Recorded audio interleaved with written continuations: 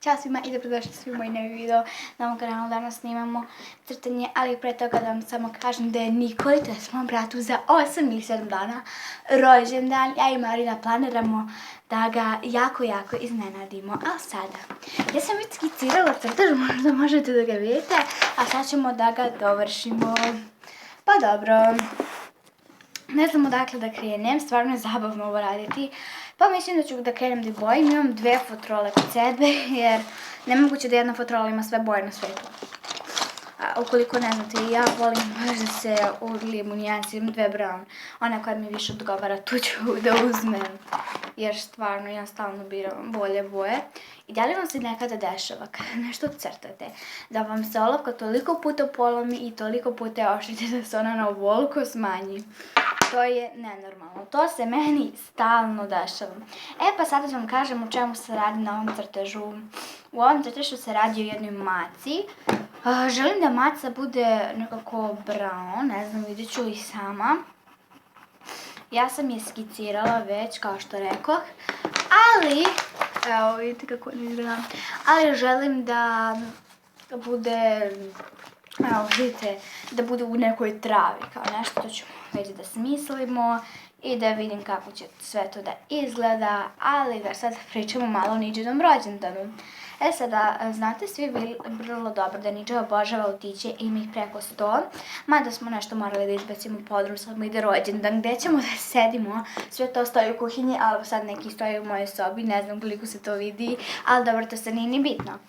I sada, pošto Niđa toliko vole autiće i on se nada da ćemo mi za rođendan da mu uvek kupujemo autiće, on to najviše voli na čitavom svetu i svake godine mu to kupujemo i on bilo što drugo da mu kupite neće biti toliko iznenađen kao kad mu kupite autić. Tako da, eto, pre neki dan je u podrumu našao 2 kese sa autićima i doveo ih je ispočetka unutra, jednom smo ih sakrili od njega, jer je stvarno previše da ima toliko autića u kući. I on ih je našao i sad nam je kuća puna sa autićima i nameravamo opet tajno da ih sakrijemo.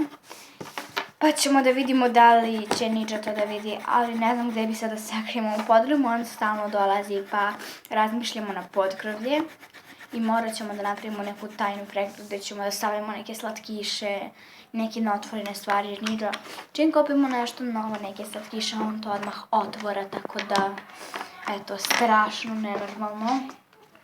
Ali u redu, hajde da nastavimo. Znači, crtamo mačku i sada ja nemam pojma kako bi nacrtala.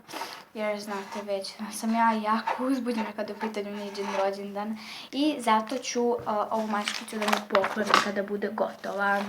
Pa dobro, dok ja ovu mačkicu završavam, vi lajkujte ovaj video i ukoliko se lajkujte ga, komentarišite, prijavite se na moj YouTube kanal Nikola Veselinović i obavezno zapratite Gaju Stankovića. Sama da vam kažem da se uvijek umorim kada ovo kažem jer je jako teško, tako da... pišite mi u komentare šta još da kupim Niđi, on voli slajmove moguće. Tako da pišite mi u komentare šta da kupim svom bratu za rođendan. I šta još mogu da kažem jeste da Niđi nema pojma da ćemo uskoro rođendan, nismo mu ništa rekli, baš ništa. Tako da će on baš da se iznenadi kada čuje da mu je rođendan. Evo pogledajte.